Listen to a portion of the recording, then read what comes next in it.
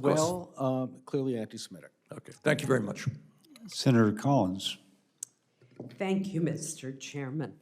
Mr. Chairman, first let me thank you for holding this important hearing and also for convening the roundtable last year where we were able to hear such distressing testimony directly from Jewish students about what they were encountering on college campuses, particularly after the October 7th attacks in Israel. Mr. Stern, I'm going to start my questioning with you. We agree that every student should feel safe on campus. And I'm interested to learn about your book, Conflict Over Conflict. I agree that colleges and universities are often the best places to have tough conversations and robust debate. But how is it allowable for a faculty member to give extra credit to students to participate in anti-Israel protests? Do you think that's right? Senator, I think that there are questions of bad teaching that go across the board with all this. really- But that in that situation, it may well be. But the point is that on a campus, the idea is that students should be not singled out, not discriminated against, but should hear things differently. So if the professor says, I want everybody to go and report back, I don't care what you say about it, but I want you to, because it's happening, to tell me what you think, that's something different than saying, I'm going to give you extra credit for supporting something. So do you agree that it is wrong for a student to be given extra credit for attending an anti-Israel debate? It depends. Or If an I had a anti-Israel student, if I protest. had a student and that debate was happening on the campus, I might want them to come back and say, tell me the different sides. On the other hand, if they're saying, I want you to go because this is the correct way, that is a wrong thing to do.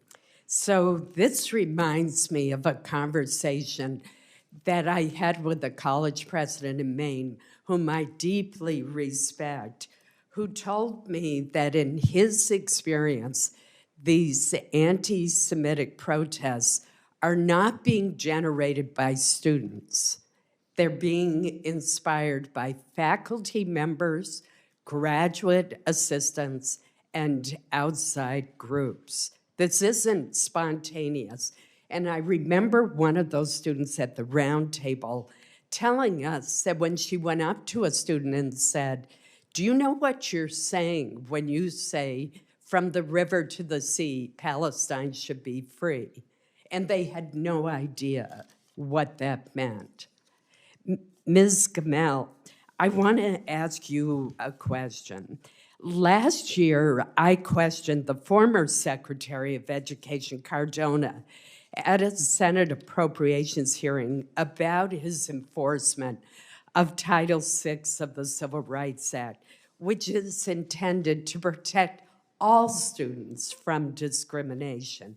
At the time, the Secretary had no one on the ground at colleges and universities where investigations into anti-Semitism were occurring. He could not give me a timeline for resolving these investigations. He acknowledged only that they had a large backlog. He could not answer any of my questions about the penalties for schools that were found to be in violation, if they were found to be in violation.